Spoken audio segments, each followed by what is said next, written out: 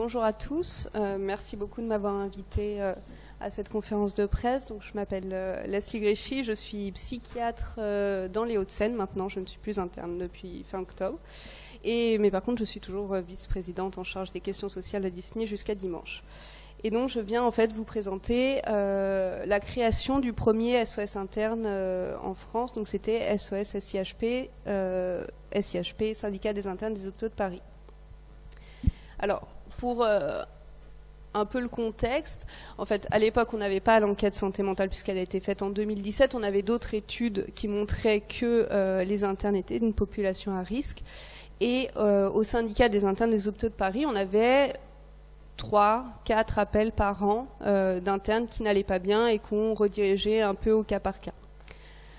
Il se trouve qu'en novembre 2014, il y a un interne qui nous a contactés, c'était un vendredi soir. Seulement notre secrétariat il est ouvert du lundi au vendredi de 9h à 17h. Il nous a envoyé un mail.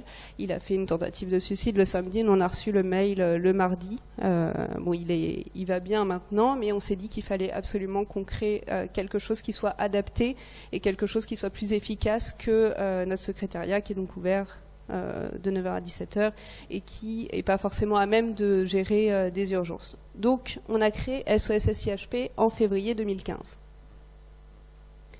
Alors, donc la trajectoire en fait, un peu dans le même esprit je pense que ce qui va se faire ici, on a une adresse mail qui est sos.sihp@gmail.com. Un interne qui est souvent un interne de psychiatrie rappelle l'interne qui a été amené à envoyer un mail et on le redirige vers un service de psychiatrie. Alors nous, à la base, en fait, c'était un service de psychiatrie hospitalier et le tout premier, en fait, c'était Sainte-Anne avec le professeur Gaillard qui avait accepté de recevoir les internes.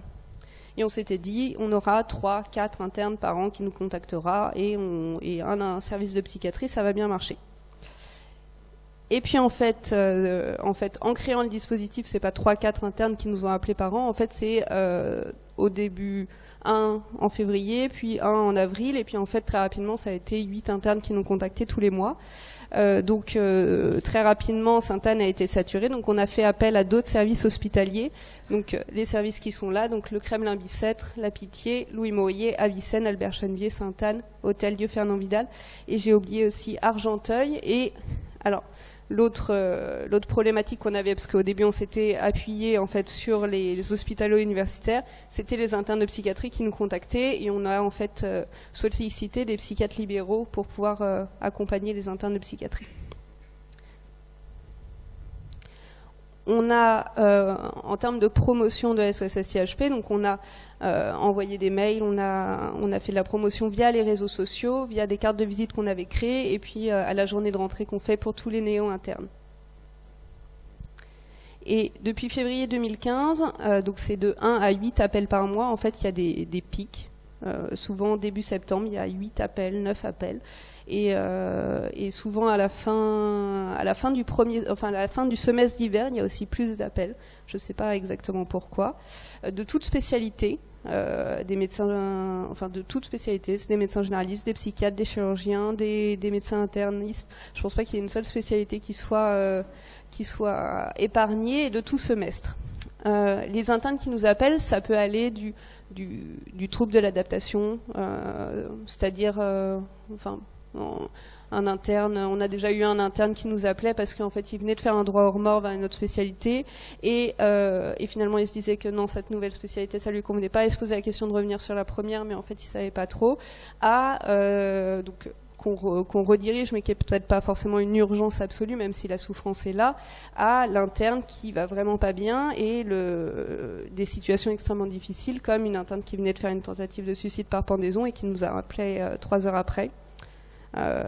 Voilà, donc ça peut aller jusque là. Mais c'est quand même, c'est ce que je disais aux internes de psychiatrie, c'est quand même assez rare. Souvent, les internes qui nous appellent n'ont pas d'idées suicidaires avec des projets précis. C'est pas l'urgence psychiatrique absolue à traiter dans les 3 heures. Je pense que c'est surtout un moyen pour les internes de pouvoir bénéficier de l'entraide finalement. Alors, qu'est-ce qu'on a fait en fait depuis la création en février 2015 ? En fait, on a on a embauché une psychologue qui nous fait une supervision toutes les 5-6 semaines. Ça nous permet de nous retrouver tous ensemble pour pouvoir parler des situations qu'on a vécues. Et l'autre chose, c'est qu'on a augmenté l'équipe, puisqu'au début, il n'y avait qu'une seule interne de psychiatrie. Et ensuite, on est monté à 5 internes de psychiatrie, plus une interne en médecine du travail. Et alors, donc en novembre 2015, s'est posé la question de généraliser le dispositif à la France. Donc on l'a fait en partenariat, enfin l'ISNI l'a fait en partenariat avec la FEP et la NIMT. La FEP, c'est l'Association française des étudiants en psychiatrie de France, et la NIMT, c'est l'Association nationale des internes de médecine du travail. On a diffusé l'information par ces 3 réseaux. Et donc à ce jour, vous êtes le 11e SOS interne de France. Donc il y a Paris, Montpellier, Marseille, Nancy, Rouen, Grenoble, Rennes, Nice, Bordeaux, Caen. Alors sachant que Rouen est en cours de formation, il me semble qu'ils sont pas tout à fait. Il y a déjà l'adresse mail qui existe et ils traitent les cas mais il me semble que c'est pas tout à fait lancé. Voilà.